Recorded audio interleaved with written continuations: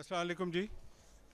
معذرت تھوڑا سا یہ اس میں التوا ہوا اس کو شروع کرنے میں، لیکن ہماری کوشش ہوگی کہ جتنا وقت اس کے لیے مختص ہوا ہے وہ اس کا بھرپور فائدہ اٹھائیں.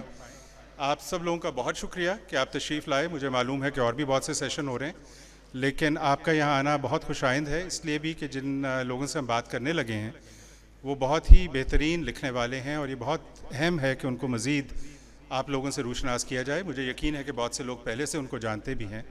میرا نام اسامہ صدیق ہے. میں قانون کے شعبے سے ویسے تو وابستہ ہوں، تحقیق کرتا ہوں، لیکن میں فکشن بھی لکھتا ہوں، اور میری ان کی کتابوں میں بڑی گہری دلچسپی نہ صرف ایک قاری کے طور پہ ہے بلکہ ایک لکھنے والے کے طور پہ بھی ہے.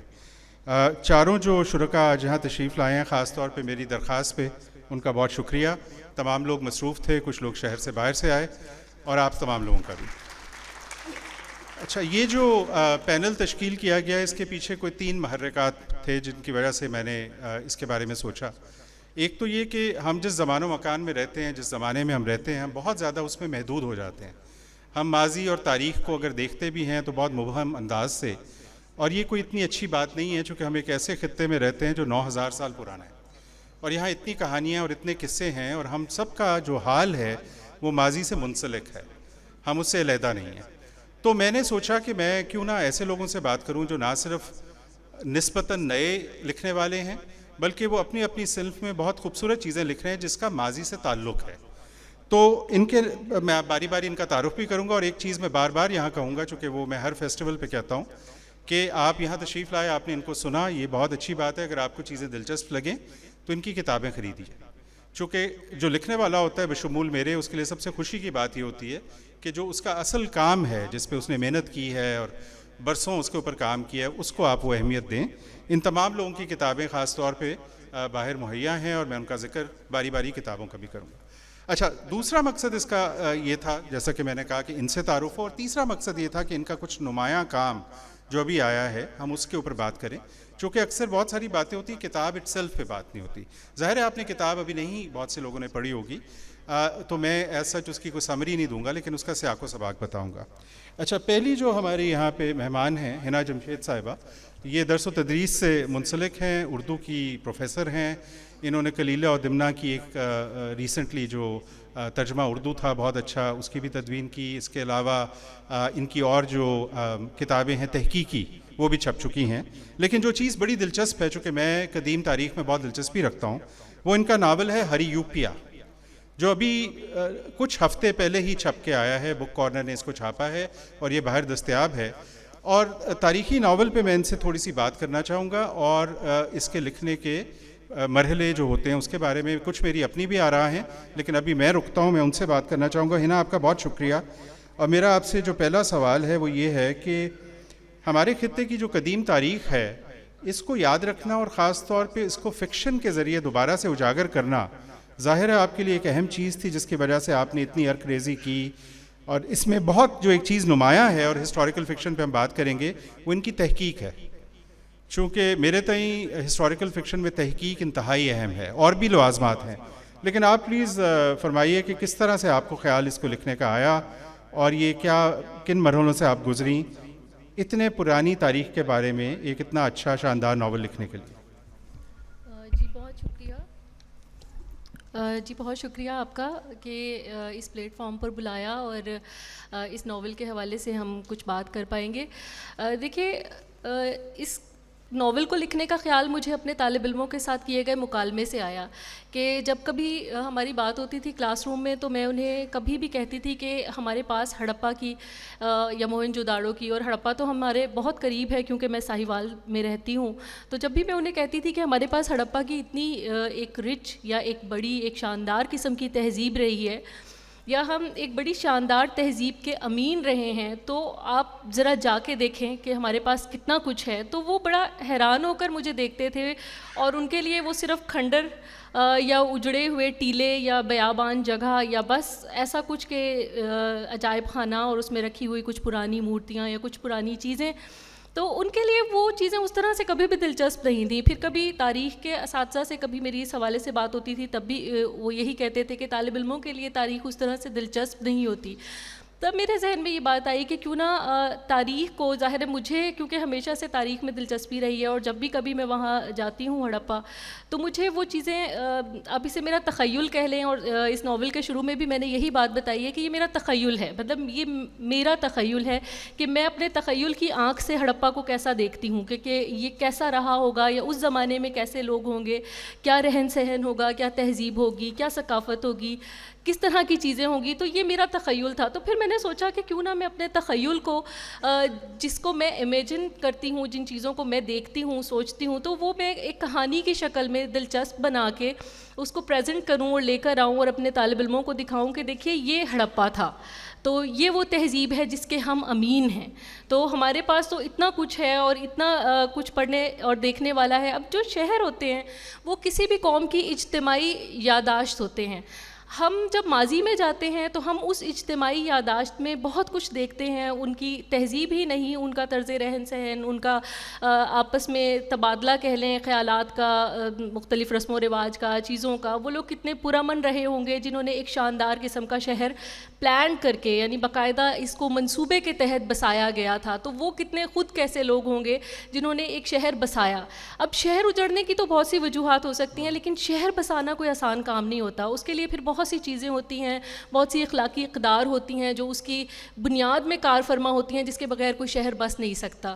تو یہ بنیادی طور پر ایک میرا نہیں، آپ نے بہت سی اہم باتیں کی. ایک تو تاریخ کو دلچسپ طریقے سے دلچسپ پیرائے میں بیان کرنا، لیکن تاریخ کی جو ایک کلیدی اہمیت اپنی جگہ پہ ہے، اور پھر ظاہر فکشن کا ایک اپنا اس کے علاوہ بھی مقصد ہے. مجھے ایک چیز بڑی خوبصورت لگی، اور میں نے ان تمام چاروں لوگوں کی کتابیں بڑے غور سے پڑھی بھی ہیں، ان کے اوپر لکھا بھی ہے. تو بطور ایک لکھنے والے کی بھی مجھے یہ چیزیں بہت متاثر کرتی ہیں کہ جو سٹائل آف رائٹنگ ہے. آپ کا ہر چیپٹر جو ہے وہ ایک چھوٹی سی کہاوت سے شروع ہوتا ہے جو عموماً بڑی اس میں ایک نظم والی روانی ہے. اناج گھر کے بارے میں آپ نے لکھا ہے. ہمیں پتہ ہے کہ انڈس ویلی سویلائزیشن میں جو گرین تھا اس کو خاص طور پہ اسٹوریج کا ایک بڑا نظام ہوتا تھا. لیکن کتنا خوبصورت چیز ہے فکشن کہ آپ وہی چیز جب ایک ہسٹری کی کتاب کی بجائے فکشن میں لے کے آتے ہیں. تو اناج گھر کا جو چیپٹر ہے اس کے نیچے جو سطر ہے وہ کہتی ہے خوشیوں کے میلے روح کے گھاؤ چھپانے کے لیے لگائے جاتے ہیں. All of a sudden you are transported to a much more metaphysical plane. میں آپ کی اس کتاب پہ، میرے تو خیر 20 سوال ہیں as a historical fiction person, میں آپ کے پاس آؤں گا، لیکن تاکہ تمام کتابوں کا ہم ایک جو ہے ابتدائی تعارف جو ہے وہ کر دیں.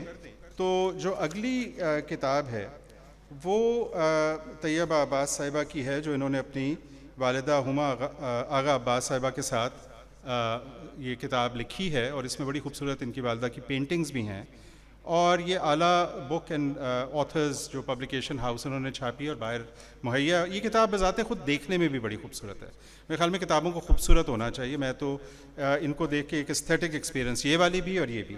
اچھا، اب یہ بڑی دلچسپ کتاب ہے جو کہ ہمارے ہاں کے جو قصے ہیں سارے پاکستان کے، جو پرانے رومانوی فوک قصے ہیں، انہوں نے ان قصوں کو لے کے انگریزی میں ری ٹیل کیا ہے. So what you have done is that you have taken some of the most evocative and significant sort of tales, folk tales, and you have rewritten them. And when you rewrite something, there's also the license for creativity. You can interpret text in multiple ways, which is also what makes it so very beautiful, right?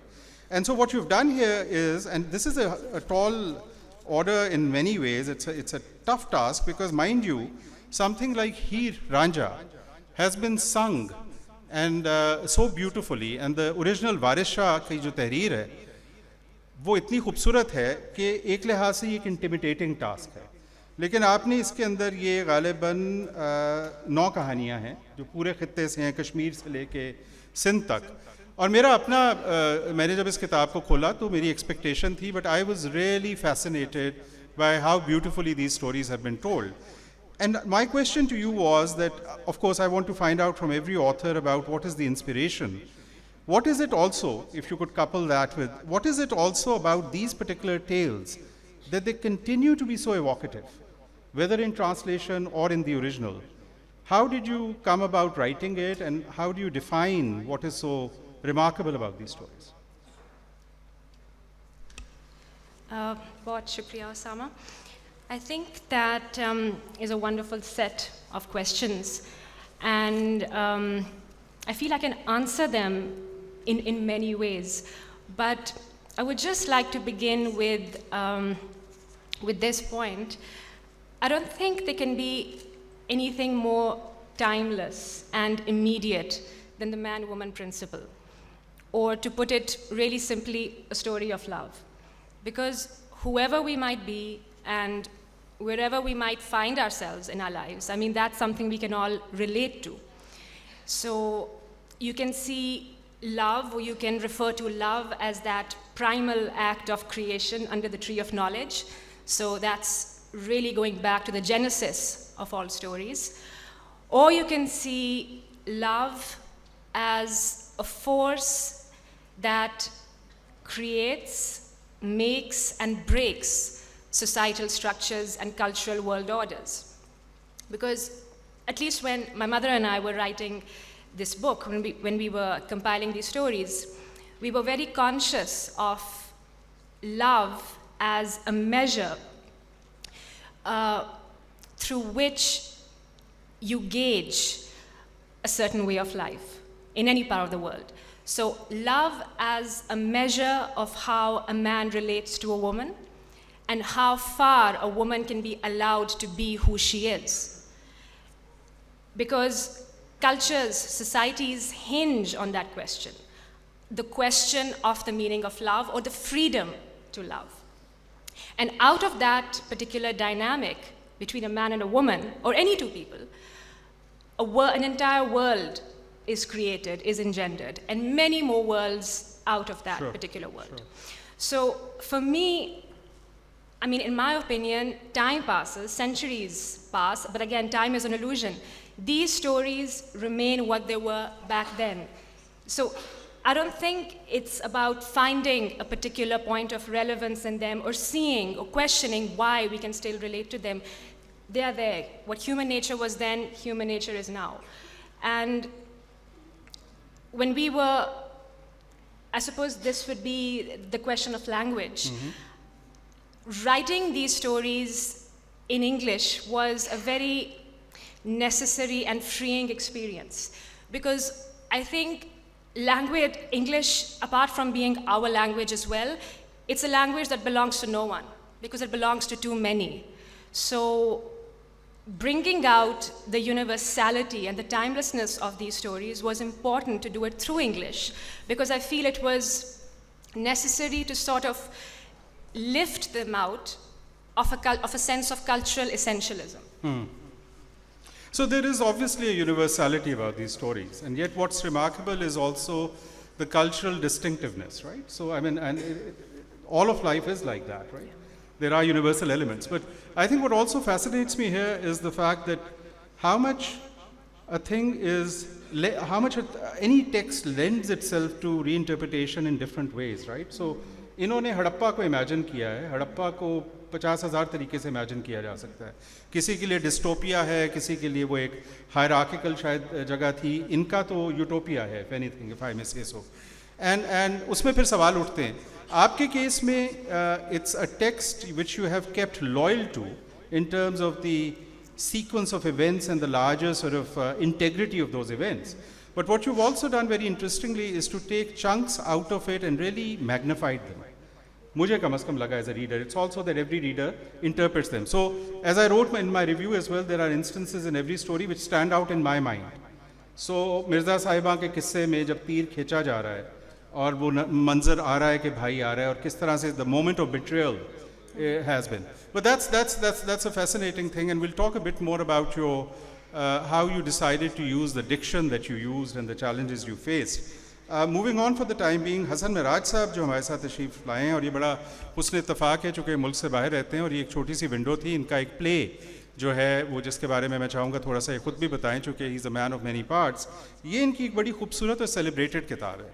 सो ये कुछ चंद साल पहले आई थी और बहुत से लोगों को इसका पता है, लेकिन जिनको नहीं पता मैं चाहता था कि इसको मैं ज़रूर आज हाईलाइट करूँ. इसका नाम है रेल की सीटी.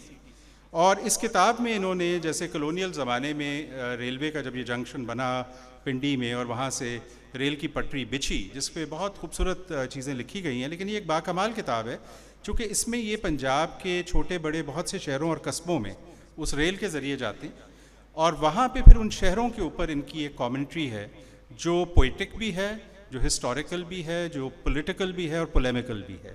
میں یہ جاننا چاہوں گا آپ سے, اور یہ سنگ میل نے چھاپی ہے اور یہ بھی باہر دستیاب ہے, کہ یہ جو ریل کا سفر آپ نے چنا, جو کہ ہمیں اے حمید کے ہاں بھی ملتا ہے, ریل کا سفر ہمیں طارق صاحب کا بھی انہوں نے اس دن ذکر کیا, ایک مضمون اس کے اوپر ہے, گریٹ ریلوے جرنیز کے اوپر بڑی خوبصورت چیزیں بنی ہوئی. What is it about real journeys which really brings out the sense of romance of people like you?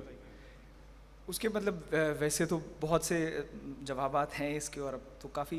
رضا علی عابدی صاحب نے لکھا ہے کہ جب سے ریل چلی ہے لوگ اپنی بیٹیاں دور بیاہنا شروع ہو گئے ہیں. اس کے علاوہ ایک مجھے یہ میری ذاتی, کیونکہ میری زندگی کا ایک کافی طویل حصہ جتنی بھی ہے سفر میں گزرا ہے, اور یہ سفر جو تھا اس میں مجھے ہمیشہ دوسروں کے بارے میں, ہو سکتا ہے یہ چیز آج پولیٹیکلی انکریکٹ ہو, لیکن دوسروں کے بارے میں تھوڑی دلچسپی رہی ہے کہ یہ جو سامنے بیٹھے ہوئے میاں بیوی ہیں, کیا یہ واقعی کسی ضرورت کے تحت ایک چھوٹے سے شہر سے دوسرے مضافاتی قصبے کا سفر کر رہے ہیں, یا یہ اپنے بچے کی شادی کے دن رکھنے جا رہے ہیں. سو آپ وہ شخص ہیں جس کے بارے میں ریل میں لوگ کہتے تھے کہ یہ گھور کے کیوں دیکھ رہا ہے. جی جی جی جی میں وہی شخص, جی بالکل. اگر رائٹر کو یہ کرنا پڑتا ہے اس کے لیے کم از کم اتنا لائسنس ہے. تو وہ, اور دوسرا ایک ہے یوکرینین اسکالر ہیں, ان کا کہنا ہے کہ نوسٹیلجیا جو ہے وہ انسان کا, it's a human resistance against the concept of time.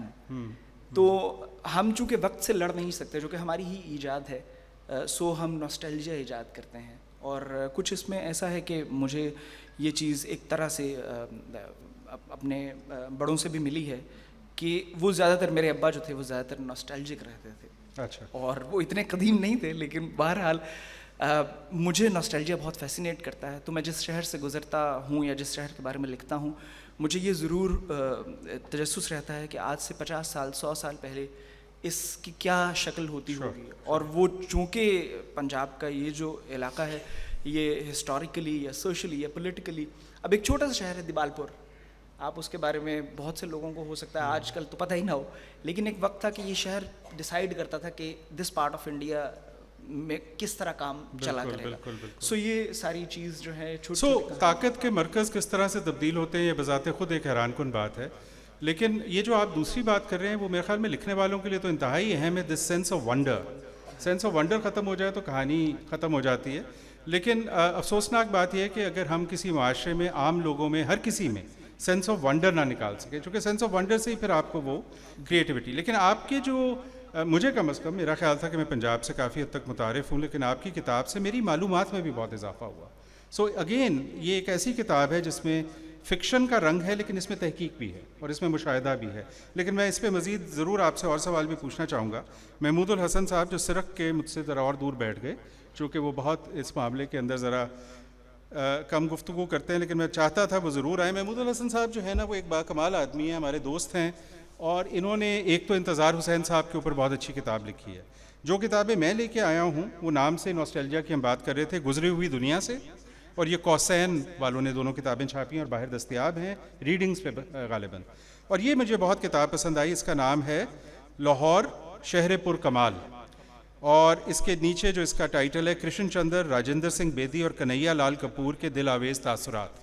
اب مجھے جو دھاگا, جو کامن تھریڈ ان تمام چیزوں میں نظر آ رہی ہے وہ سینس آف ونڈر ہے, وہ پلینگ ود دا پاسٹ ہے, وہ امیجننگ دا پاسٹ ہے, اینڈ وہ enriching your present with the past ہے.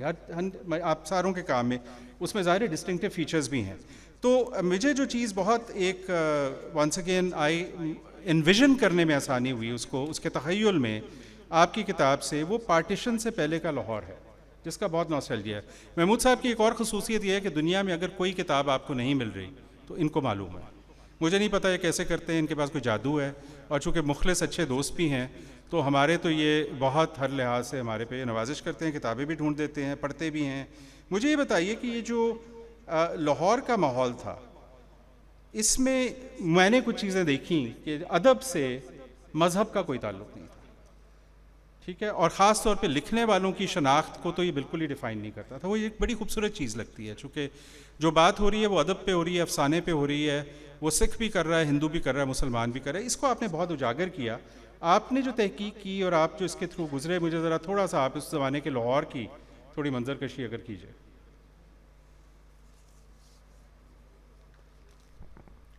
وہی جو آپ بات کر رہے ہیں کہ شاہد احمد دہلوی نے ایک جگہ لکھا ہے کہ یہ جو کہتے ہیں کہ آرٹسٹ کا کوئی مذہب نہیں ہوتا، تو اس کی تصدیق لاہور سے ہوتی تھی. اچھا. اور ایک ہی انہوں نے محاورتاً استعمال کیا کہ سکھ، عیسائی، ہندو اور مسلمان ایک ہی تھیلی کے چٹے بٹے تھے لاہور میں. تو اسی طرح قرۃ حیدر نے بھی کہا ہے کہ تقسیم تک آتے آتے بر صغیر میں جو تھا یہ لاہور میں سکھ تھے، ہندو تھے، مسلمان، یہ ان میں کوئی نہیں تھا، اور کوئی اس میں کاسموپولیٹن ایک وہ ماحول تھا. بالکل. اور اس کتاب کا جو انتصاب ہے وہ بھی میں نے مولانا صلاح الدین احمد اور چودھری نذیر کے نام کیا ہے، اچھا. جو پبلشر بھی تھے، اور ان تینوں رائٹروں کو انہوں نے پروان چڑھایا، پشتی بانی کی، ان کو سراہا. اور انہوں نے یہ نہیں کہ انہوں نے کہا ہے کہ ہم نے انہیں بڑھایا چڑھایا، ان رائٹروں نے اعتراف کیا ہے کہ ہم جس مقام پر پہنچے ہیں اس میں مولانا صلاح الدین احمد کا بہت کردار ہے، چودھری نذیر کا بہت کردار ہے. تو یہ سارا جو ہے یہ جو میراث ہے ہماری، یہ جو تانا بانا ہے پبلشر کا، پڑھنے والے کا، لکھنے والے کا، اور بہت سے لوگوں کا، ایک تو یہ بڑا گہرا بھی تھا، لیکن ایک آپ نے جو بڑا دلچسپ کام کیا جو مجھے اس کا وہ کام ہر جگہ آپ کی کتاب میں نظر آتا ہے، وہ یہ ہے کہ آپ کو ان لوگوں کے آپس میں تعلقات کیا تھے وہ آپ نے ہمارے سامنے لے کے آئے جو ہمیں نہیں معلوم تھے. یہ کوئی 1972 کے اندر اگر کسی رسالے میں کسی ایک لکھنے والے نے دوسرے لکھنے والے کی بات کی ہے، ان کو معلوم ہے یا ان دونوں کو معلوم تھی جب تک وہ حیات تھے. لیکن یہ بڑی اہم بات ہے چونکہ اس سے یہ نظر آتا ہے کہ یہ کمیونٹی تھی، اور لٹریچر کے لیے کمیونٹی اور سینس آف کمیونٹی بہت ضروری ہے. ایک تو ان تینوں رائٹروں کا بھی آپس میں بہت تعلق تھا، آپس میں انکریج کرتے تھے، آپس میں ایکسچینج کرتے تھے. اور دوسرے یہ تھا کہ امتیاز علی تاج اس زمانے میں بہت بڑا نام تھے، اور دارالارشاد پنجاب ان کے والد نے قائم کیا تھا. اس نے بر صغیر میں نہ صرف لاہور کے رائٹرز کو بلکہ پورے بر صغیر میں، لکھنؤ میں نیر مسعود صاحب اس ادارے کی کتابیں پڑھتے تھے، الطاف فاطمہ اس زمانے میں وہاں پہ تھی، سلیم الرحمان صاحب علی گڑھ میں تھے. تو یہ سارے لوگ لاہور سے اس طرح سے جڑے ہوئے تھے. ایک کتاب اس ادارے نے شائع کی، الحمرا کے افسانے، واشنگٹن، بالکل بڑی مشہور. تو اس کو بر صغیر کے سارے چوٹی کے رائٹرز نے، قرۃ حیدر نے، محمد حسن عسکری نے، ڈاکٹر آفتاب احمد نے، سب نے اپنے بچپن میں پڑھا، اور ہمیشہ جو ہے اس کا بڑا اچھا مضمون ہے یہ کا. وہ جو آپ کہہ رہے ہیں کہ کاسموپولیٹن ماحول تھا، تو اب وہ کرشن چندر ایک اینتھولوجی مرتب کر رہے تھے نئے زاویے کے نام سے. تو اس سلسلے میں انہیں امتیاز علی تاج صاحب سے بھی ریکویسٹ کرنی تھی کہ کوئی مضمون یا، تو انہوں نے قاسمی صاحب سے کہا کہ میں ان سے ملنا چاہتا ہوں. تو قاسمی صاحب نے جب اندر آ کے بتایا کہ کرشن چندر آپ سے، تو امتیاز علی تاج اتنے خوش ہوئے، انہوں نے کہا کہ تم نے اسے باہر کیوں کھڑا کیا، اندر لے کے آؤ سارا. تو یہ بھی تھا کہ ایک نئے لکھنے والے کا اکرام، اس کا اور اس کی جو ہے اس کی رسپیکٹ کی. اور ایک اس میں ضمن یہ تھا کہ گیان چند جین نے آخری عمر میں کتاب میں انہوں نے یہ بات کی کہ جو غیر مسلم ادیب تھے ان کے جو فن کے اعتراف میں تھوڑا بخیلی سے کام لیا گیا. تو کم از کم ان تین رائٹرز کے حوالے سے میں نے بہت ان کے بارے میں پڑھا سارا، ان کے حوالے سے کوئی ایسا ثبوت مجھے نہیں مل سکا. ان کو انکریج کرنے والے سارے مسلمان تھے، سب یعنی کہ تھے. تو کم از کم ان تین رائٹرز کی حد تک پورے اعتماد سے کہا جا سکتا ہے کہ اس میں کوئی پلورالٹی اور ٹالرنس تھی، اور ان کی بھی عزت اپنے جو اکابرین ہیں یا جو رفقا ہیں وہ نظر آتی ہے. ایک چیز اور اس پہ، اور پھر میں ریورس آرڈر میں واپس آؤں گا، اور وہ یہ ہے کہ جو ان کا عشق ہے لاہور کے لیے وہ بڑا نمایاں ہے، جس سے یہ اندازہ ہوتا ہے کہ کسی شہر کا محل و وقوع، اس کا ماحول، اس کا آرکیٹیکچر کتنا اہم ہے تخلیقی کام کے لیے. اور اس سے یہ بھی اندازہ ہوتا ہے کہ پھر وہ تخلیقی کام کرنے والا اس شہر کو جیسے نمایاں کرتا ہے. ہمارے جو تاثرات میں کوئی شہر ہوتا ہے وہ صرف فزیکل شہر نہیں ہوتا، وہ شہر بھی ہوتا ہے جس کے بارے میں ہم نے پڑھا ہوتا ہے. لیکن یہ جو ان کی شدت محبت تھی لاہور کے لیے، اس پہ تھوڑا بتائیے. اچھا، لاہور سے محبت ایک تو یہ تھی کہ یہ یہاں پہ رہتے تھے، پھر ان کی پہلے مضامین یہاں پہ شائع ہوئے، پہلی کتابیں یہاں پہ شائع ہوئی. تو جس شہر سے آپ آغاز کرتے ہیں، پھر مقبولیت ملتی ہے، پھر وہ سارا بھی تھا. پھر دوسرے پارٹیشن کی وجہ سے یہ یہاں سے چلے گئے. تو اتفاق کی بات ہے کہ بہت سے رائٹرز کو تو واپس آنے کا موقع ملا، ان تینوں کو نہیں کبھی ملا. اور یہ ہمیشہ جو ہے وہ آخری زمانے میں کرشن چندر نے قاسمی صاحب کو خط لکھا اور کہا کہ اس کافر ادا شہر کے بارے میں میں سوچتا بھی ہوں، ذکر تو کجا، سوچتا بھی ہوں تو میری آنکھیں بھیگ جاتی. اور پھر یہ بھی تھا کہ ان رائٹرز میں اب 2 فرلانگ لمبی سڑک جو اردو کی مشہور ترین کہانیوں میں سے، تو وہ بھی میں دیکھتا تھا کہ یہ تو اس سڑک پر تو میں بھی کئی دفعہ چلا ہوا. بیدی تو بہت حوالے دیتے ہیں لاہور کے بیدی. اپنے افسانوں میں. ہاں اور پھر یہ صرف ادبی حلقوں میں نہیں تھے, عام ان کی بھی دلچسپیاں تھیں, عام بھی. تو لوگوں سے ملتے تھے, تحریکوں میں حصہ لیتے تھے, تو وہ سارا ایک اس شہر سے سو لوگوں سے ان کا جو رابطہ تھا. بالکل بیدی صاحب ڈاک خانے میں کام ہاں کرتے کرتے تھے, تھے, بالکل. اور کنہیا لال کپور برراج ثانی کے کلاس فیلو تھے, بخاری صاحب کے شاگرد تھے شاگرد تھے, اور کرشن چندر کا بھی اس شہر سے بہت اتنا دلچسپ. تعلق رہا.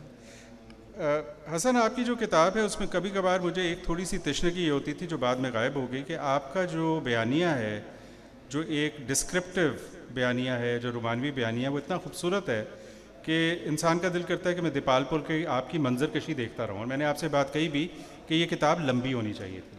عموماً انسان یہ کہتا نہیں ہے لیکن دل میں یہ ہوتا ہے کہ کتاب چھوٹی ہونی چاہیے تھی, لیکن آپ کی واقعی لمبی ہونی چاہیے تھی.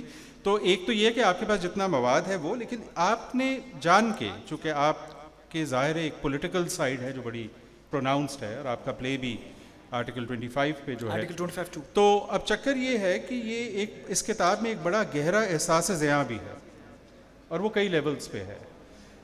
وہ احساس زیاں جو ہے وہ کئی دفعہ آپ کی نثر کو مغلوب بھی کر دیتا ہے, لیکن اس کی وجہ سمجھ آتی ہے. مجھے لگتا ہے کہ آپ کا فرتے جذبات اتنا زیادہ ہے, لیکن مجھے لگتا ہے کہ لکھتے ہوئے ایک درد کا احساس بھی ہوتا ہے.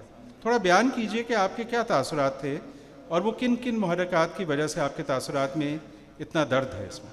مطلب اس کی مثال ویسے تو خیر بہت سے شہر, آپ کوئی بھی شہر اٹھا لیں, اب تو جو آپ کوئی بھی پنجاب کا شہر اٹھا لیں, آپ کو نظر آئے گا کہ مذہب کے نام پہ اس میں پرابلی شاید کہ میں نے لکھا بھی ہے کہ مذہب کے مطلب تو راستہ دینے کے ہیں, لیکن ہمارے ملک میں جب بھی راستہ روکا گیا اس کی توجہ جو ہے وہ مذہب سے نکالی گئی. میں جب نوسٹلجیے کی طرف جاتا ہوں تو میں لائل پور کے بارے میں اپنے ابا سے پوچھا کرتا تھا.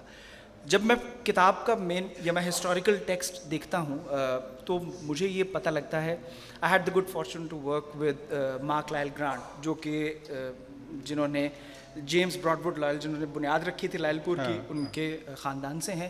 جب آپ وہ لائل پور دیکھتے ہیں تو آپ کو شہر کی ایک بہت منظم قسم کی تقسیم نظر آتی ہے, لیکن جو ہی آپ دیکھتے ہیں کہ ہم نے اس شہر کے اوپر جو ملکی منظر نامے پہ ہو رہا تھا وہ جب چھوٹے شہر دیہات تک پہنچتا ہے, تو لوگوں نے جب وہاں پہ 48 میں یا 51 میں یا 53 میں کانسٹیٹیوشن میں کوئی چینجز کر کے ریلیجن کو انڈورس کرنا شروع کیا, تو دو بازاروں کے درمیان جو رابطہ سڑک ہے اس کے اوپر بھی کسی نے مطلب ایک دیوار کھڑی کر دی, اور یہ کہہ کے کہ بھائی یہاں پہ جمعے کی نماز ہوا کرے گی, آئندہ سے یہ گزرگاہ متروک ہے.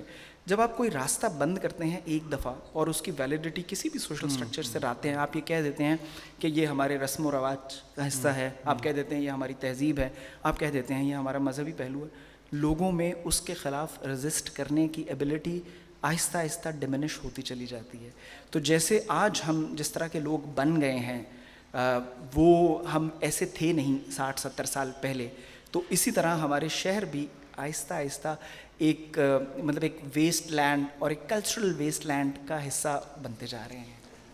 سو رومانٹک تو میں بھی کافی ہوں, لیکن کئی دفعہ میں سوچتا ہوں کہ کیا ہم اوور رومانٹیسائز تو نہیں کر دیتے پاس کو. آلدو یہ میں آپ کی کتاب کے بارے میں اس لیے نہیں کہہ سکتا کہ اس کے اندر 1947 بہت نمایاں ہے, اس میں ضیاء کے زمانے کے بعد کا جو مذہبی تعصب ہے وہ نمایاں ہے, اس میں ایک ولگر اربنائزیشن کی وجہ سے جو جمالیات ہیں شہر کی وہ بھی ہے, اس سے تو کسی کو اختلاف نہیں ہو سکتا.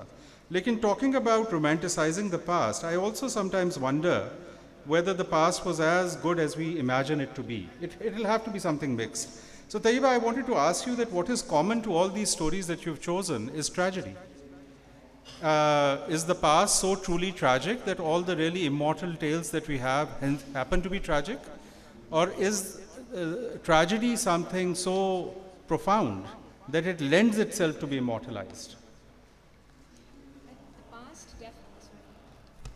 The past definitely is, but I would say our lives are tragic. Our reality is tragic.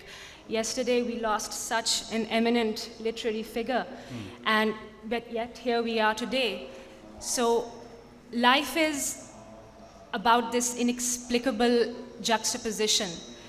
And so you take the word tragedy and just replace it with death, the finitude of life.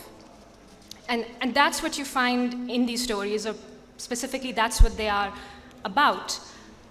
And I think that's why it's really painful to look inside them, but in a way it's impossible to look away as well. Because along with presenting that harsh, painful, unavoidable reality, these stories also present a sort of, I don't know, sublime possibility, or I would say an irresistible dream. That dream that is encompassed in the way these characters like Soni and Mirza and Sassi, all of them, the way they projected the power and the strength and the beauty of the celebration of life against the savage onslaught of death and opposition. So I think it's that promise of eternity within this abyss that surrounds us all. We are all going to go. Death is our reality. I don't mean to sound morbid, but that's how it is.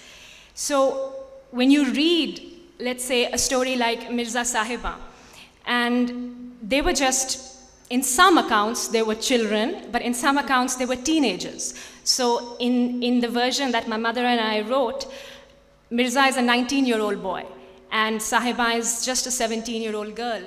And how much time do they get to spend together? I mean, I won't specify, but you'll read it on your own. And yet, what they experience together is eternity.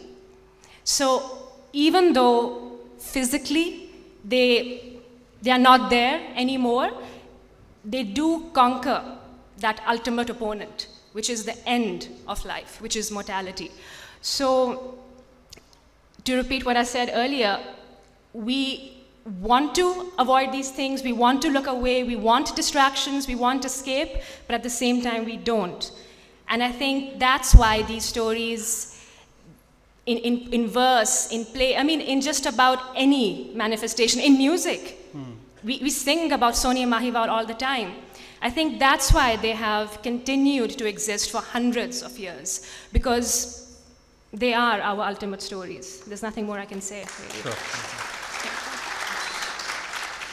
So there's definitely an element of the extraordinary, because if the stories had turned out the way ordinary stories do, that may not have left any traction. But I think there's also an element of transcendence, which you're talking about. So the binary of life and death in some ways is being evaded and transcended. It may on the face of it seem to be a tragic end, but it's a lot more than that. So talking about romanticizing the past, एक तारीखी novel आपने लिखा है और हमें ये मालूम है कि ये ज़ुबान अभी तक इसको डिसाइफ़र नहीं किया गया, और ये बहुत बड़ा मुअम्मा है जो कि तारीखदानों के लिए और आर्कियोलॉजिस्ट के लिए है कि इंडस वैली सिविलाइजेशन का जो टेक्स्ट है, क्या ये एक मुनज़्ज़म और काफ़ी एक डेवलप्ड ज़ुबान थी, या ये सिर्फ एक सिंबलिज़म है जो कि तिजारत के लिए इस्तेमाल होता था। एक तो इसमें थोड़ा सा टेक्निकल सवाल है जिसमें मुझे दिलचस्पी है, और वो ये है कि जब हम किसी भी ज़ुबान में हड़प्पा की ज़ुबान को रीइमेजिन करते हैं, आपके जहन से क्या गुजरा? चूँकि इस पर एक बहस हो सकती है बड़ी दिलचस्प कि क्या ये एक प्रोटो ड्राविडियन ज़ुबान थी, क्या ये एक ऐसी ज़ुबान थी जिसमें हमें एग्जैक्टली नहीं पता कि इंटरैक्शन ड्राविडियंस का और आर्यंस का जब हुआ उसकी नौइयत क्या थी, राइट? हमारे पास उस ज़माने की कोई दस्तावेज़ नहीं है। जो सबसे पुरानी दस्तावेज़ हमें मिलती है वो तो आर्या कल्चर की है ना, उसमें ज़ाहिर है बायस भी होगा और उसमें कई चीज़ें। तो क्या इस ज़ुबान में झलक संस्कृत की होनी चाहिए, या अगर हम ये कैसे लिखें ज़ुबान? एक तो ये तो खैर एक रिलेटिवली खुश्क लेकिन अहम सवाल है। दूसरा सवाल ये है कि ट्रेजेडी तो यहाँ भी है और मैं कहानी नहीं बताऊँगा, लेकिन आपका हड़प्पा ऐसा हड़प्पा है कि मेरा दिल करता है कि मैं बस पकड़ के बस वहीं जाके बस जाऊँ। आपके इस तरह उसको इमेजिन करने के पीछे ज़ाहिर है एक क्रिएटिव लाइसेंस है, लेकिन what is it that persuaded you? चूँकि आपने सिर्फ वहाँ जाके मुशाहिदा नहीं किया, ऑल्दो मुझे नज़र आ रहा है कि आपका इसके अंदर मुशाहिदा उस जगह का है वो बहुत है, आपने बाकायदा रिसर्च भी की है। तो हाउ डिड यू डिसाइड कि ये इस तरह का माशरा था? क्या चीज़ें आपको नज़र आई, उसमें क्या खसूसियत थी उस जगह में? जी बहुत शुक्रिया। दो सवालात हैं। पहले सवाल से बात को शुरू करते हैं ज़बान के हवाले से। देखिए ये तो तय है कि अभी तक वहाँ की ज़बान के बारे में हम कुछ भी नहीं कह सकते। कोई भी मुहक्किक कह लें या आर्कियोलॉजिस्ट कह लें, कोई भी अभी तय ही नहीं कर पाया कि वहाँ क्या ज़बान बोली जाती रही होगी, ٹھیک ہے. اچھا اب کیونکہ یہ ایک امیجن تھا, ظاہر تخیل تھا, تو پھر میں اس کو تھوڑا تھوڑا ریلیٹ کر رہی تھی چیزوں کے ساتھ, تھوڑی سی ریسرچ بھی کر رہی تھی. تو کیونکہ ہند آریائی کلچر کو باقاعدہ میں اپنا پڑھاتی بھی ہوں اور اس سے بھی یہ چیزیں لنک کرتی ہیں کہیں نہ کہیں. تو جب ہڑپا کی تہذیب کا یہ عروج ہے اور اس کے بعد جب یہ اس کا ایک ڈکلائن ہے, تو یہ سمجھ لیں کہ 1500 قبل از مسیح کا ایک ہے پیریڈ ہے جس میں اس کا ایک ڈکلائن کہہ لیں یا زوال کہہ لیں کہ وہ سامنے آتا ہے. اب یہ وہ پیریڈ ہے کہ جب ہمارے پاس ہند آریائی کلچر شروع ہو رہا ہے. جب ہند آریائی کلچر ہمارے ہاں پروان چڑھ رہا ہے تو پھر وہ دو طریقوں سے ہے کہ اس میں ظاہر ہند یورپی ہے اور پھر اس میں ہند ایرانی ہے. جب ہند یورپی کی بات کرتے ہیں تو پھر اس میں اٹیلین, اس میں جرمینک, اس میں لاطینی لیٹن کہہ لیں, اور بہت سی زبانیں جو یورپ سے اس طرف ٹریول کرتی ہیں. جب ہم ہند ایرانی کی بات کرتے ہیں تو اس میں قدیم ایرانی جس میں آرمینین کہہ لیں یا جس میں اوستن کہہ لیں یا پرانی فارسی کی زبانیں کہہ لیں وہ آ جاتی ہیں. اٹ مینس کہ یہ ایک مکس کلچر کہہ لیں, جو کلچر بھی کہہ لیں, زبانیں بھی کہہ لیں, تو ان سب کی آمیزش ہے جو چل رہی ہے.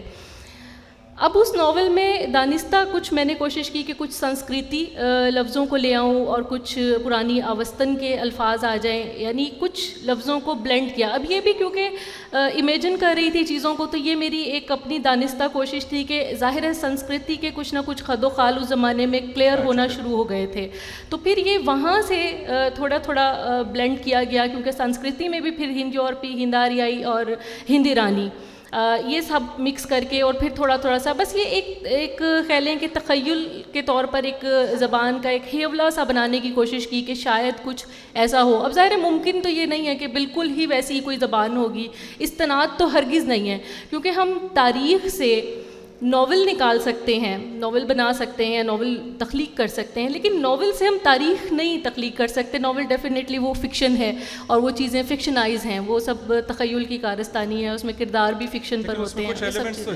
ہاں, لیکن ایلیمنٹس ہسٹری کے آ سکتے ہیں, تو وہ میں نے اپنی طور پر دانستہ تھوڑی کوشش کی کہ کچھ ایسے اس کو بلینڈ کیا جا سکے. اچھا, اب دوسری بات یہ کہ آپ نے کہا کہ وہ شہر اتنا خوبصورت تھا کہ آپ کو دل کیا کہ آپ بھی وہاں جا کے رہیں. دیکھیے, شہر تبھی بستے ہیں جب وہاں کے لوگوں کے درمیان آپس میں امن ہوتا ہے. اگر امن نہیں ہوگا شہر نہیں بسے گا. ٹھیک ہے, کچھ بنیادی اخلاقی اقدار ایسی ہیں جو لوگوں کو ایک دوسرے سے جوڑ کے رکھتی ہیں, جس میں امن ہے, بھائی چارہ ہے, مروت ہے, دوستی ہے, اخوت ہے, یگانگت ہے, اکٹھ ہے, جس کی وجہ سے سب ایک ساتھ رہ پاتے ہیں. یہ ایک پرامن شہر ہوگا تبھی یہ بسا ہوگا. ٹھیک ہے, جب یہ پرامن نہیں رہا ہوگا, اور ظاہر ہے اس میں قدرتی آفات کا بھی ایک ہاتھ رہا ہوگا, لیکن جب یہ پرامن نہیں رہا ہوگا تب یہ اجڑ گیا ہوگا. تو بس یہ اتنی سی بات. نہیں, یہ تو بات بالکل منطقی ہے. یہ بڑا خوبصورت مہینہ ہے تاریخی ناولوں کے لیے اور ہماری قدیم تہذیب کے لیے. ایک آپ کا اتنا اچھا ناول آیا ہے, طاہرہ اقبال صاحب یہاں بیٹھی ہوئی ہیں, ان کا ناول ہڑپا ابھی شائع ہوا ہے. تو دو ناول آپ کو اس وقت انڈس ویلی سویلائزیشن پہ مل رہے ہیں, اور وہ میں آج کل پڑھ رہا ہوں, وہ بھی بہت خوب ہے. وہ بہرحال وہ بہت ایک مستند اور معنوی رائٹر ہیں, اور یہ بڑا دلچسپ ہوگا اب ایک موازنہ کرنا کہ دو مختلف انتہائی اچھے لکھاریوں نے ایک ہی شہر کو, ایک ہی تہذیب کو کیسے دیکھا ہے. اور یہی خوبصورتی ہے ماضی کی بھی اور زبان کی بھی کہ آپ اس کے ساتھ اتنی چیزیں کر سکتے ہیں. میں چاہوں گا کہ شاید ایک آدھے سوال کا بھی وقت نکل آئے, لیکن ایک چیز میں آپ چاروں سے مختصراً پوچھنا چاہوں گا, چونکہ مجھے کم از کم بہت دلچسپی ہے. آپ کا اگلا پروجیکٹ کیا ہے, آپ کیا لکھ رہی ہیں؟ باقی بھی تیار ہو جائیں. اگر نہیں بھی لکھ رہے تھے تو بنا لیں فوری طور پہ.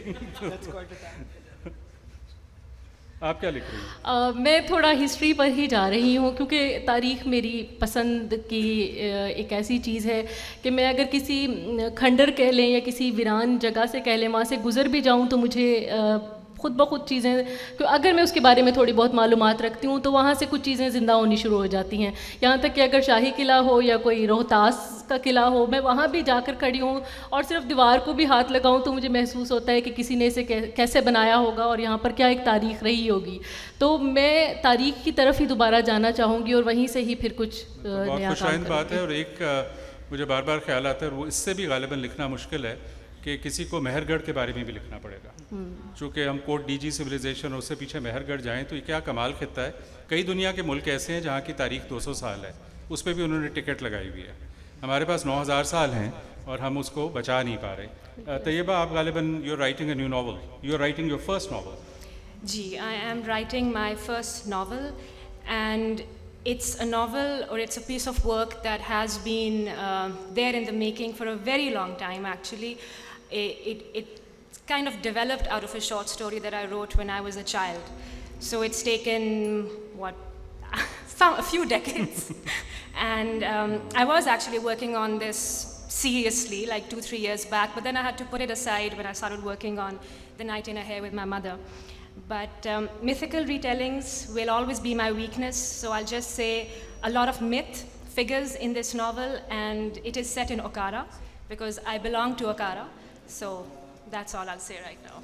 So Okada has a very rich tradition of producing good writers, and that sounds great. I mean, आप दोबारा तारीखी नॉवल का सोच रही हैं, you're thinking about mythology, which also is reflective in your book. असन आपको तारीख से बहुत दिलचस्पी है, आपका एक अस्करी पस मंज़र भी है, आप पोठोहार के खूबसूरत इलाके से ताल्लुक़ रखते हैं, और जहाँ तक मुझे याद है आपने ज़िक्र किया था कि आप पहली जंग अज़ीम में पोठोहार से ताल्लुक़ रखने वाले जो सिपाही उन मगरबी सरहदों पे जाके लड़े, उनके बारे में गालिबन अभी किताब लिख रहे हैं जो कि जी बिल्कुल, एक छोटा सा इसमें एडेंडम है, वो ये कि मेरा ताल्लुक पोठोहार से अच्छा नहीं है, आप वैसे वहाँ पे जी मैं एक तो ज़ाहिर नौकरी और दूसरी नौकरी भी, मेरी बेगम जो है वो पोठोहार से है, तो मेरा फिर आपका घर वहीं हुआ? जी बिल्कुल बिल्कुल, मेरी पैदाइश लायलपुर की है। तो मैं अब जो काम कर रहा हूँ वो जंग अज़ीम अव्वल में आज से तकरीबन कुछ 5-7 साल पहले एक ISPR की डॉक्यूमेंट्री के सिलसिले में हम इस शहर में आए थे, और इस शहर में हमने जंग अज़ीम अव्वल फर्स्ट वर्ल्ड वॉर की जो एक डिवीज़न था वो लाहौर से गया था। ISPR इतने अच्छे काम भी करती है उस वक़्त ठीक है। तो अब वो चिट्ठियाँ थी कुछ, उनसे फिर मैं उन पंजाबी सिपाहियों की कहानियाँ लिख रहा हूँ जो यहाँ से गए और वो एक बिल्कुल नए मौसम में एक ऐसे बादशाह के ख़िलाफ़ जंग लड़ रहे थे जिसको वो नहीं जानते थे, एक ऐसे बादशाह के लिए जिसको वो कभी नहीं मिले थे। तो ये एंड द ह्यूमन टोल जो कि हिंदुस्तान के सिपाहियों ने दिया है इन जंगों को लड़ने का, वो ट्रेमेंडस है जी। 1.7 million people went to fight this war. देखिए महमूद, आप क्या लिख रहे हैं या सोच रहे हैं लिखने का?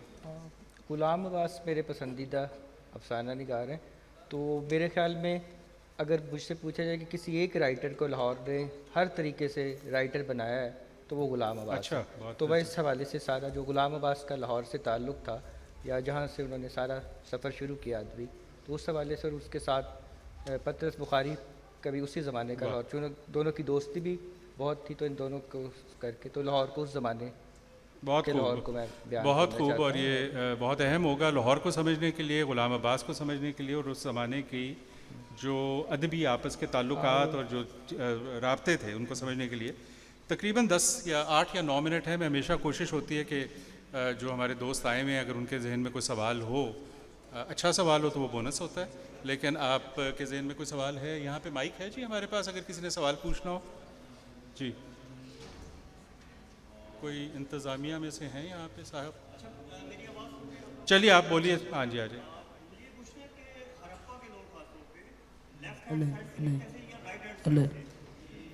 और दूसरा सवाल कि अच्छा हड़प्पा के लोग लेफ्ट हैंड साइड से वो समझ आ गया, हाँ, या राइट हैंड साइड से लिखते थे। दूसरा सवाल कि मैथमेटिक्स का मयार क्या था उस वक्त, क्योंकि मैथमेटिक्स को queen of all the sciences. मैं सवाल समझ गया हूँ आपका, तो मुख्तसर रखते ताकि और लोग भी नहीं सिटी स्टेट थी या बड़ी सल्तनत का हिस्सा था हड़प्पा? अच्छा चलो ठीक है। तारीखी नौयत के सवाल हैं, अगर तो आपने हड़प्पा की ज़ुबान जो है डिकोड कर ली है तो आज आप ऐलान कर सकती हैं। देखिए, हड़प्पा की ज़बान तो अभी तक आर्कियोलॉजिस्ट जो हैं वो डिकोड नहीं कर पाए। और हाँ, ये मैं थोड़ा सा बताऊं कि अक्सी तहरीर कुछ समझ में आती हैं जो कुछ थोड़ा बहुत उसको डिकोड कर पाए, एरो या व्हील या फ़िश या जार, बर्तबान और इस तरह की चीज़ें, लेकिन प्रॉपर कह लें कि मुकम्मल उस समझ लें कि वो जो तहरीर है उसके अंदर मुकम्मल एक इबारत क्या लिखी हुई है वो ठीक से अभी तक यहाँ की तो कोई दावा नहीं कर पाया कि वो उसने समझ ली है। और दूसरा, हाँ, हिसाब किताब वो लोग रखा करते थे, प्रॉपर हिसाब किताब होता था. चांद समझ लें कि चांद महीने के लिए चांद का एक निशान था, सिंबल था, जो अगर 2 माह है तो फिर 2 चांद जो कि उनके जार या मर्तबान वगैरह पर इस तरह से इसी तरह से दिनों के लिए इस तरह लाइंस लगा के उनसे हिसाब रखा जाता था. हफ्ते का भी इसी तरीके से, मतलब सिंबल्स कुछ जो लोगों ने समझ पाए, किसी हद तक जो कुछ समझ पाए हैं वो तो इस तरह से है, लेकिन मुकम्मल दावा भी इस तनात का कोई आर्कियोलॉजिस्ट उस तरह से नहीं करता है, कम से कम पाकिस्तान में नहीं करता है. और कुछ चीज़ें मैं पढ़ता रहता हूँ जिनमें ये लग रहा था कि कुछ लोगों ने ये अब कहना शुरू किया है कि शायद ये डीकोड हो जाए. इसके ना डीकोड होने की एक बहुत बड़ी वजह ये है कि हमारे पास किसी तीसरी कॉमन ज़ुबान का रोज़ेटा स्टोन नहीं है. इजिप्शियन टेक्स्ट इसलिए डिसाइफर हो गया था कि रोज़ेटा स्टोन पे हमें वो मिल गया, लेकिन एक उम्मीद ये है कि इनके ट्रेड रूट्स अगर इतने वसी थे तो कोई ना कोई टैबलेट किसी ना किसी स्टेज पे क्यूनिफॉर्म में, उसमें मेसोपोटामिया में या इजिप्ट में शायद मिल जाए. दजला और फरात की कुछ चीज़ों के बारे में कहा जाता है कि वहाँ से कुछ चीज़ें समझने की कोशिश की जा रही है, जो कदीम वहाँ से कुछ टैबलेट्स इस तरह की चीज़ें हैं, लेकिन मुकम्मल अभी. मुझे एक चीज़ बड़ी दिलचस्प लगी कि जो डांसिंग गर्ल ऑफ हड़प्पा है उसकी मूर्ति की आपने भी एक थ्योरी पेश की है, एक मैंने भी की है, और पता लगाने का कोई ज़रिया नहीं कि कौन सही है या दोनों गलत हैं. सो बहरहाल ये एक हिस्टोरिकल एनिग्मा रहेगा. और कोई सवाल हो तो हमारे पास कोई 4-5 मिनट हैं. नहीं, अब किसी और को मौका दे देना, मेरा मतलब है कि जी जी जी फरमाइए सर, पहले ये और फिर उसके बाद आप, जल्दी से हम दोनों जी. मैं चूँकि तारीख़ का तालिब इल्म हूँ, पंजाब यूनिवर्सिटी में तारीख़ पढ़ाता हूँ, इसके बाद मैं आपके पास आ रहा हूँ, और अभी बहुत रिसेंटली आपका नावल पढ़ा हुआ है. तो असल जो सवाल हमारी आइडेंटिटी के हवाले से है कि हमारे जो राइटर्स हैं वो बहुत ज़्यादा हड़प्पा के ऊपर काम कर रहे हैं, लेकिन 47 के बाद अगर हिस्ट्री की डिबेट आप देखें तो सबसे पहला जो सवाल उठा वो ये कि हमें तारीख़ कहाँ से शुरू करनी चाहिए. और उसके हवाले से जो है ना एक बड़ा नेगेटिव इमेज जो है ना वो इंडस वैली के हवाले से डेवलप हुआ. तो आप ये क्या समझती हैं कि ये जो आपका नावल है जो ज़ाहिर हड़प्पा की तारीख़ से मुतालिक है, क्या ये पाकिस्तान की आइडेंटिटी के हवाले से आप इसको कहाँ प्लेस करेंगे? बहुत शुक्रिया सर, आप भी पूछ लीजिए, मैं दोनों सवाल ले लेता हूँ और फिर उसके बाद इसको करते जी.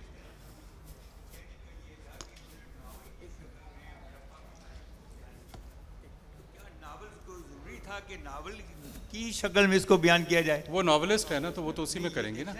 तो जो तारीखदान है वो कर रहे हैं. तारीख जो है, तारीख जो है वो एक अलग सब्जेक्ट है. क्या तारीख को हम नावल में समो सकते हैं, ये बात है. अच्छा, और क्या ये वल्गैरिटी तो नहीं पैदा करेगा? अब मैं बात करती हूँ, मैं इन दोनों ही सवालों के साथ जवाब देना चाहती हूँ. आपने कौमी शनाख्त के हवाले से ज़ाहिर सवाल किया है. जब 47 के बाद पाकिस्तान बना और पाकिस्तान बनने से लेकर आज तक हमने अपने आप को, हम बड़े फ़ख्र से कहते हैं हम मुसलमान हैं, हाँ हम मुसलमान हैं, लेकिन हमने अपनी समझ लें आइडेंटिटी को या शनाख्त को बहुत 1400 साल पीछे जाके हम इस्लामाइजेशन के हवाले से उसको वहाँ से कनेक्ट कर रहे होते हैं. ठीक है, हम जिस धरती पे रहते हैं असल में हमारी रूट्स इधर हैं, तो हम उन चीज़ों से डिस्कनेक्ट नहीं हो सकते या हम अपने आप को काट तो नहीं सकते. हम यही बात जो थी ये मुझे महसूस होती थी कि मेरे तालिब इल्मों को लगता था कि वो कोई और ही लोग थे और वो बिल्कुल हमसे अलहदा थे और वो कोई अज़ाब इलाही था जिसकी लपेट में आए. हालांकि कुदरती आफात तो ज़ाहिर है अभी हम तुर्की के यहाँ से देख रहे हैं, तो ये कुदरती आफात हैं, इसका ताल्लुक़ अज़ाब इलाही के साथ उस तरह से हम नहीं जोड़ सकते. तो ये एक चीज़ ऐसी थी जिसके साथ मैं खुद चाहती थी कि बजाय वो अपनी तारीख़ 47 से या कुछ पहले से या 1400 साल से जोड़ें, वो अपनी तारीख़ को वहाँ से जोड़ें जहाँ हज़ारों साल पीछे से हमारी तारीख़ शुरू होती है कि हम इस धरती के रहने वाले लोग हैं और हमारी रूट्स इतनी गहरी हैं यहाँ पर. अच्छा, बाकी जो दूसरी बात है कि एक तारीख़ को नावल में बयान करना, उसका मकसद मेरा यही रहा कि हम जब बच्चों को या अपने तालिब इल्मों को या हम सभी लोग जब तारीख़ पढ़ते हैं तो हमें वो खुश्क एक मजमून महसूस होता है, हमें लगता है ये ड्राई है और हम उससे थोड़ा सा भागते हैं या बाज़ लोग भागते हैं उससे. तो उसको अगर हम थोड़ा सा फिक्शनाइज़ करके या कहानी की शक्ल में हम अपने बच्चों को सुनाएं तो मुमकिन है उनकी कोई दिलचस्पी इस चीज़ में पैदा हो और वो थोड़ा ज़ाहिर नावल के बाद लोगों ने सोचना शुरू किया, या मुझे कम से कम इस बात की खुशी हुई कि इस नावल के बाद लोगों ने थोड़ा उनकी तवज्जो हड़प्पा की तरफ गई या इंडस انڈس ویلی سویلائزیشن کی طرف گئی اور انہوں نے اس کے بارے میں تھوڑا سا پڑھنا شروع کیا. بس میں یہی چاہتی تھی کہ کم از کم ہم اس تہذیب کے بارے میں جانیں اور ہمیں یہ پتہ ہو کہ ہم اتنی بڑی تہذیب کے یا اتنی رچ ایک سویلائزیشن کے امین ہیں. بس یہ میرا مقصد تھا اور یہ اللہ کا شکر ہے کہ یہ پورا ہوا. اور میں آخری بات یہ کہتا چلوں آپ کی بات کو آگے بڑھاتے ہوئے کہ اتنی پرانی تاریخ, اتنی خوبصورت رومانوی کہانیاں, اتنے خوبصورت چھوٹے بڑے شہر اور ان کی انفرادی تاریخ, اتنی خوبصورت لٹریری اور انٹلیکچوئل ٹریڈیشن اور رائٹرز اور ان کا تعلق, یہ وہ تمام چیزیں ہیں جو ایک ثقافت کو بناتی ہیں. آپ چاروں کی کتابیں ان تمام چیزوں کو ہمارے سامنے لے کے آتی ہیں اور اس سے اچھا تحفہ ہو نہیں سکتا ہم سب کے لیے. اس لیے ہم آپ کے شکر گزار ہیں اور آپ کے بھی شکر گزار ہیں. آپ آئے اور اتنی محبت اور دلچسپی سے بات سنی اور اب محبت کا مزید اظہار نیچے جا کے کتابیں خرید کے کی. آداب. Good afternoon everyone. I'm Afreen Seher. I'm an assistant professor at the Indus Valley School of Art and Architecture and also a member of the Arts Council of Pakistan, Karachi. I'm delighted here to be at PLF. And since we just had a discussion about Pakistani writers writing about this beautifully complex and culturally diverse land, I thought it would be wonderful to do a short modern day reading of something that is based on the city of Lahore. I would like to thank the president of ACP Karachi, Mr. Mohammad Ahmed Shah, for organizing PLF and giving creative artists a voice to express themselves. A short introduction to the author of the book that I will read from. Nigat M. Gandhi is a writer and a professional mental health counselor. She is the author of Alternative Realities, Ghalib at Dusk and other short stories, What I Am Today, I Won't Remain Tomorrow, and her most recent publication is an anthology of short stories titled Waiting. Alternative Realities is a non-fiction travelogue, a memoir, a satire, and a feminist critique of Muslim women's lives interwoven with the author's own struggles as a Muslim woman. The chapter I will read from is an excerpt from Delhi se Lahore, in which the writer undertakes a journey by bus from New Delhi, India to Lahore, Pakistan in 2010. Delhi se Lahore. We reached Lahore at dusk. Chalo bachcho, Pakistan aa gaya. Put on your slippers, a passenger with several children exclaims. Lahore is crowded with auto rickshaws, but they aren't as decorated with glittering flaps like the rickshaws of India. Like Delhi, the number of vehicles of all sizes in Lahore is soul shriveling. But Lahore still has relics like donkey carts from an era that is already passé in Delhi. As our bus crawls to its final stop in the pre-iftar rush of cars and buses, its progress is blocked by one of these carts. The cart driver is daring enough to hold up the traffic in a fashionable street. He's tugging at the reins of his donkey and talking frantically into his mobile. He could be part of a poster titled Modernity and Tradition, Brush Shoulders. 2 colossal cauldrons of rice, which he is probably trying to deliver before iftar, are on the cart like 2 out-of-place old-world ladies stranded on a fast, impatient street. In Lahore, I am the guest at the formation house that belongs to Franciscan friars. In this all-male friary, I am the only woman among 50 men. Brother Laman, my friend and host, asks if Christians in India feel discriminated against. His parents migrated to Pakistan from India. His birth name is not Laman. A Sufi Baba with whom he feels a deep spiritual connection gave him this name. If you talk of feelings, maybe you should ask if there's any place where people on the margins don't feel discriminated against. I reply, there's discrimination everywhere, especially when it comes to acting on feelings and desires. Christians can't fall in love with non-Christians and live a life free of fear. Laman teaches English and personality development to incoming aspirants. I make my class read The Road Less Traveled by Scott Peck in Urdu first, he says, and we take a whole year to go over it. I have to go slow when I'm introducing concepts like love, and I have to let them discover that true love can only blossom in the absence of the ego. Do the boys get it? About love and ego, I ask. Some of them do. It takes them time. Most of the aspirants come from the poorest villages, and they've been told Christians are uncivilized bhangis, untouchables. They have grown up internalizing a lot of self-hatred. I want to go to Kasur, I tell Laman. Can you arrange for me to visit the Christian community there?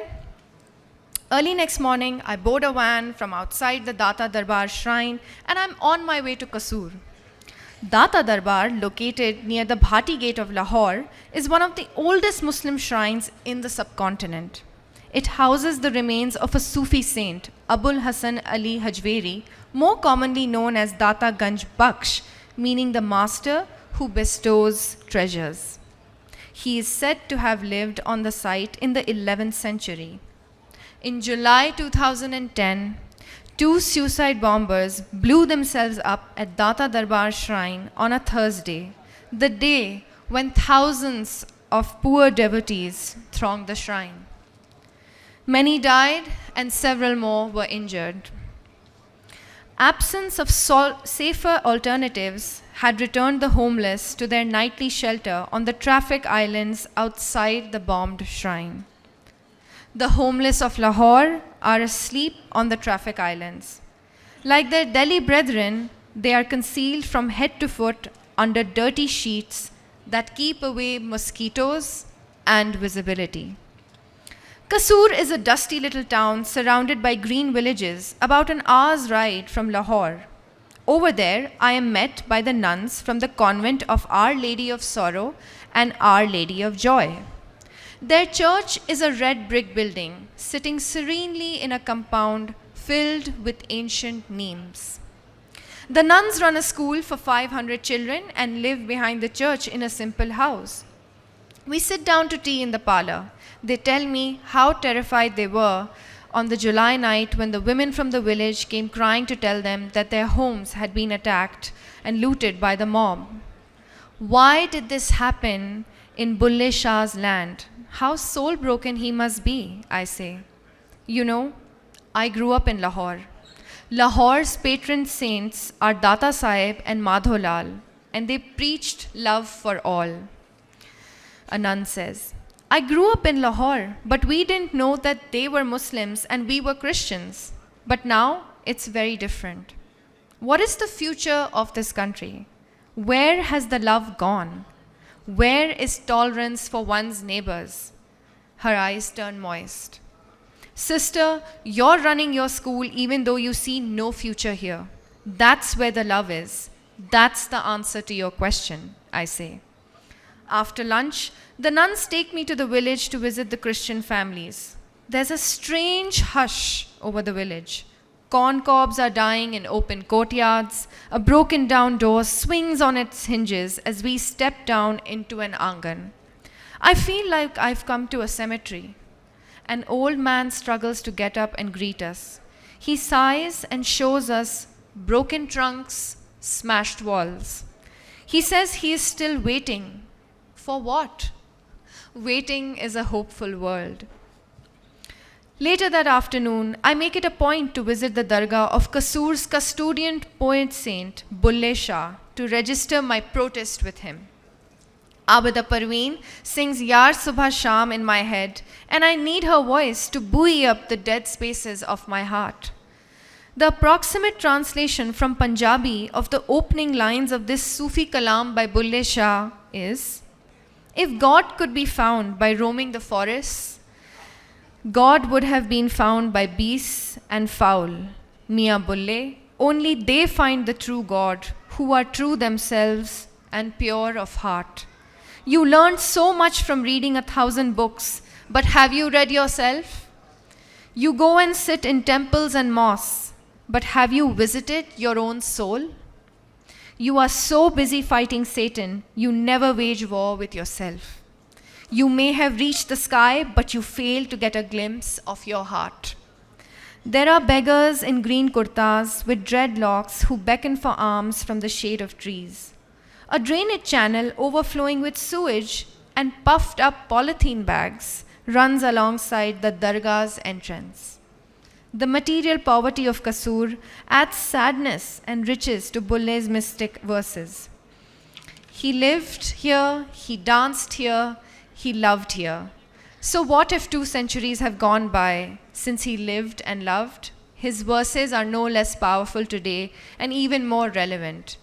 To Baba Bulle Shah, the mystic mad with the ecstasy of love, I stand and pray with folded hands. I stand on women's side of the shrine where several women are seated. It's just as well that you are not alive to see what passes for religion in our times. But I suppose you knew this was going to happen, so you left us with poetry. You departed from this world of lies and illusions. O Bulle, will you not cast your loving eye towards us once more? Will you let love perish in this land of yours? Then what good is this soul-wrenching poetry of yours? Thank you so much.